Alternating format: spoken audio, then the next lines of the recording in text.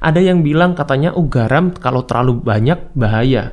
Mungkin lebih aman micin, kalau pakainya sedikit aja udah cukup. Tapi masalahnya sedikit itu seberapa? Dan apakah garam memang seberbahaya itu?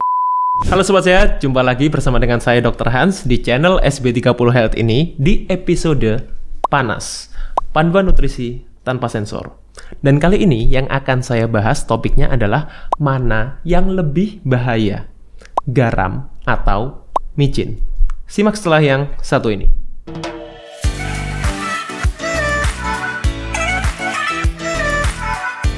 Oke, jadi sebelum masuk ke materinya, saya akan intro dulu, saya perkenalkan dulu yang ada di meja ini, Healthy Cook. Jadi Healthy Cook ini adalah provider makanan sehat yang berdomisili di Surabaya. Jadi ada cateringnya, juga ada cemilan-cemilan sehatnya juga. Spesialisasinya Healthy Cook ini adalah personalized healthy catering. Maksudnya gimana? Bukan healthy catering yang biasa, tapi juga bisa menyesuaikan dengan kebutuhan tiap orang perorangan. Sesuai goalnya, sesuai kondisi kesehatannya, yang disesuaikan dengan kebutuhan masing-masing individu. Oke, sekarang kita akan masuk ke materinya. Oke, jadi kali ini saya akan bahas mana sih yang lebih bahaya, garam atau micin. Karena dua bahan ini seringkali mungkin kita temukan, bahkan seringkali kita gunakan sehari-hari. Ada yang bilang katanya, garam kalau terlalu banyak bahaya. Mungkin lebih aman micin, kalau pakainya sedikit aja udah cukup. Tapi masalahnya sedikit itu seberapa?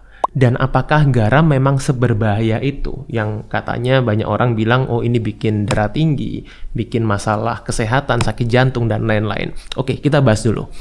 Garam, ya, atau yang mungkin kita seringkali taunya adalah garam dapur, ya, garam dapur, karena garam juga jenisnya banyak ya. Sekarang ada yang bilang sea salt, ada bilang garam Himalaya, tapi secara umum kandungan garam adalah natrium klorida, NaCl. Ya, natrium itu adalah bahasa Indonesianya, bahasa Inggrisnya adalah sodium. Jadi itu sama saja ya. Beberapa kali saya bilang sodium, natrium. Jadi jangan bingung ya Sobat Sehat ya. Itu sama, natrium dan sodium. Oke. Natrium itu menurut FDA, menurut WHO, batas amannya adalah sekitar 1.700 sampai 2.200. Kita ambillah tengahnya adalah 2.000 mg per hari. Ini per hari ya. Jadi 2000 mg per hari ini setara dengan berapa sih? Setara dengan 1 sendok teh garam kalau kita ekivalenkan dengan garam. Karena garam itu kandungannya kan bukan hanya natrium ya, tapi setara dengan 1 sendok teh garam, 2000 mg natrium itu. Nah, sedangkan micin ya, atau yang sebutannya sebetulnya adalah MSG, itu singkatan dari apa? Singkatan dari monosodium glutamat. Ya, masih ingat tadi apa? Sodium itu nama lain dari natrium, bahasa Inggrisnya.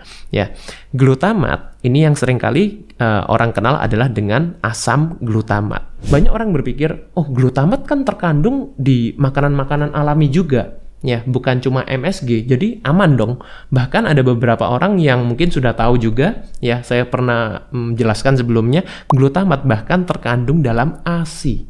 Iya, ASI. Ya, nah, tapi di sini apa bedanya dengan MSG? Kan sama-sama glutamat dok. Jamur juga ada glutamatnya. Glutamat, asam glutamat itu ada dua macam. Ya, jadi ada yang namanya L-glutamic acid. Ya, ada yang namanya D-glutamic acid.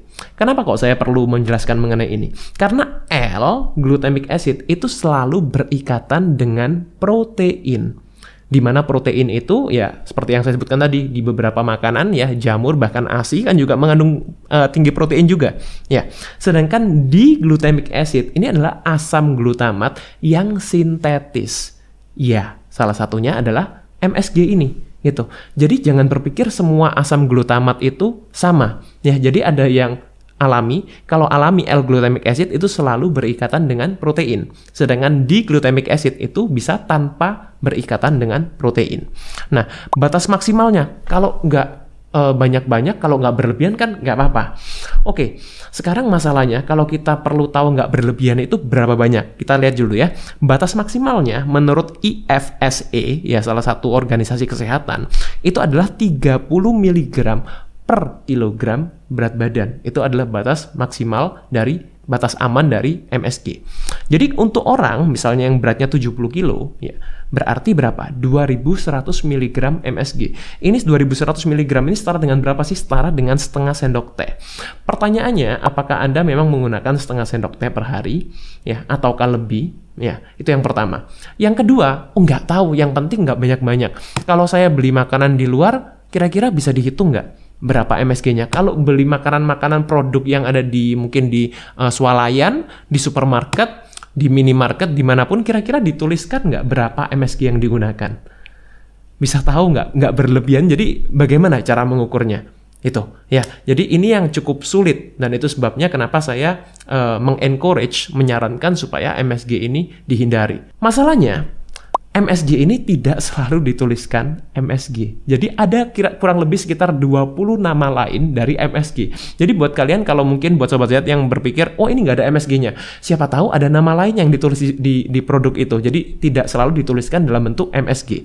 Nama lainnya apa saja? Apa saja? Yang paling sering digunakan adalah autolysis yeast, calcium glutamate, enzyme modified. Dan ini yang paling sering di produk-produk yang saya jumpai, sering saya review ya. Modified food starch. Ini yang paling sering di produk-produk di Indonesia. Kemudian juga modified corn starch. Jadi bukan corn starch ya, tapi modified corn starch. Kemudian apa? Natural flavor ya, atau bahkan flavor enhancer. Kemudian sodium caseinate. Kemudian yeast extract dan lain-lain.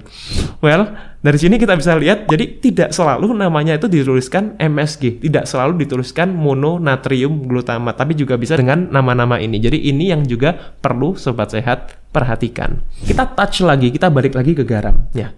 Kalau mungkin selama ini sobat sehat berpikir garam itu berbahaya, sebetulnya garam itu punya banyak sekali manfaat.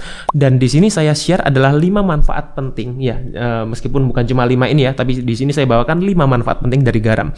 Apa saja? Membentuk asam lambung. Ya, jadi asam lambung kita itu sebutannya adalah HCl ya, asam klorida. Masih ingat tadi NaCl? HCl. Jadi salah satu pembentuknya adalah klorida ya.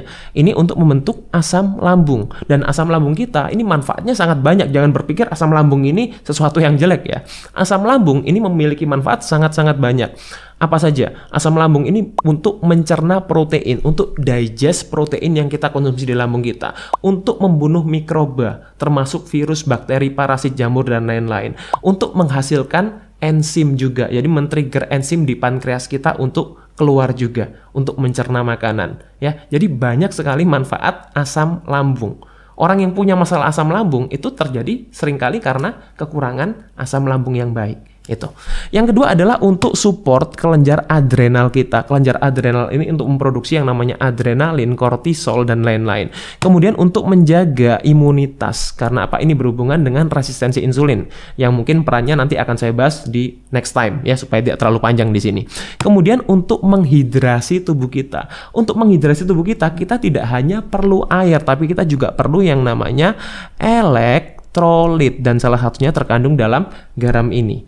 Dan yang terakhir adalah untuk pompa energi. Masih ingat ya, waktu mungkin sobat sehat yang pernah dulu waktu sekolah belajar ada yang namanya natrium dan kalium. Dua ini adalah pompa energi yang kita perlu seimbangkan pompanya. Itu. Jadi natrium dan kalium ini berperan seperti baterai dalam tubuh kita. Jadi untuk menghasilkan voltase, menghasilkan tegangan, dan ini kita dapatkan salah satunya dari garam. Ya, dampak kekurangannya apa? Kalau kita kekurangan garam, kita terlalu takut makan garam, makanya yang hambar-hambar karena mungkin sudah diklaim dokter punya masalah hipertensi, punya masalah penyakit jantung, nggak boleh makan garam, jadi makanya hambar-hambar. Dampaknya apa? Kalau orang kekurangan garam, yang pertama adalah mudah lelah, ya, mudah fatigue.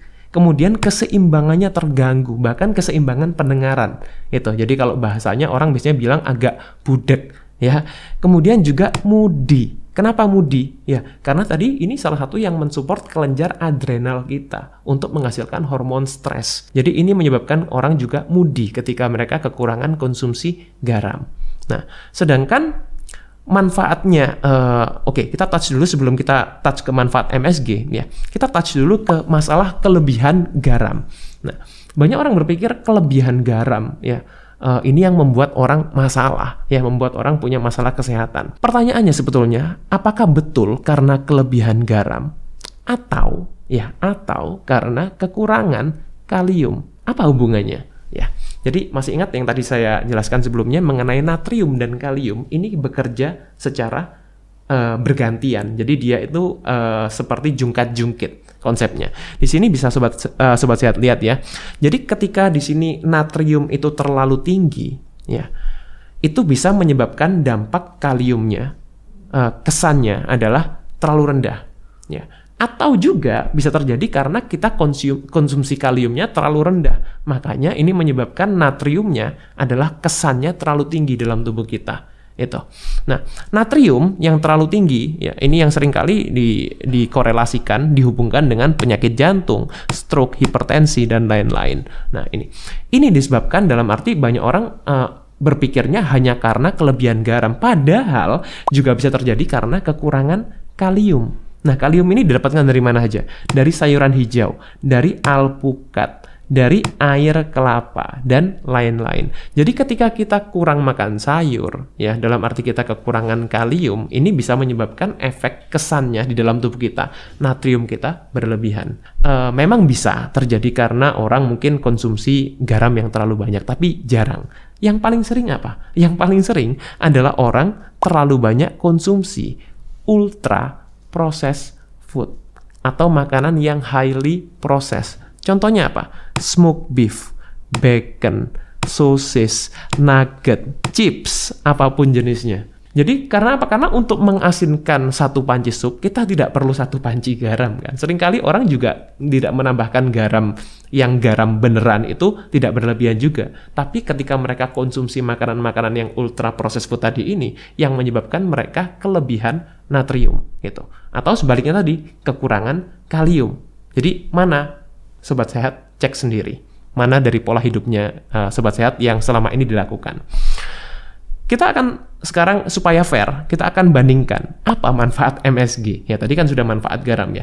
Manfaat MSG apa? Manfaat MSG itu satu, memberikan rasa sedap. That's it. Iya kan? Itu memberikan rasa sedap. Itu sudah suatu hal yang mungkin absolut ya. Jadi memberikan rasa sedap. Selain dari itu, saya kira belum ada ya manfaat dari MSG.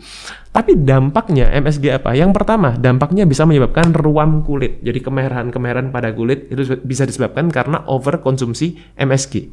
Yang kedua adalah gangguan memori, ya, gangguan otak. Itu. Kemudian yang ketiga bisa menyebabkan mood swing juga. Jadi orang bisa moody, ya, gampang untuk marah, senggol, bacok gitu istilahnya. Ya, kemudian juga nyeri sendi. Dan penyebabnya, dampaknya yang terakhir adalah juga bisa menyebabkan penumpukan lemak perut. Ya, kok bisa? Padahal MSG kan nggak ada kalorinya. Selama ini mungkin kalau Sobat Sehat berpikir, oh lemak perut itu terjadi karena kita makan kalori yang berlebihan. Nah ini MSG nggak ada kalorinya, kenapa bisa menyebabkan penumpukan lemak perut? Karena dampak MSG ini bisa meningkatkan insulin sampai 300 kali lipat. Beberapa orang mungkin berpikir, oh bagus dong kalau gitu untuk orang yang diabetes. Well, ini mungkin banyak terjadi kesalahpahaman di masyarakat kita karena orang berpikir diabetes itu karena kekurangan insulin. Kenyataannya diabetes terjadi karena insulin yang berlebihan di awalnya sebelum mereka kekurangan insulin. Nah ini yang seringkali saya sebut sebagai resistensi insulin. Ya, jadi bukan bagus untuk orang yang diabetes, justru ini yang bisa menyebabkan orang punya masalah diabetes tipe 2 terutama. Ya, karena apa? Karena resistensi insulin. Dan kenapa bisa menyebabkan lemak perut? Karena insulin ini menghambat yang namanya lipolisis.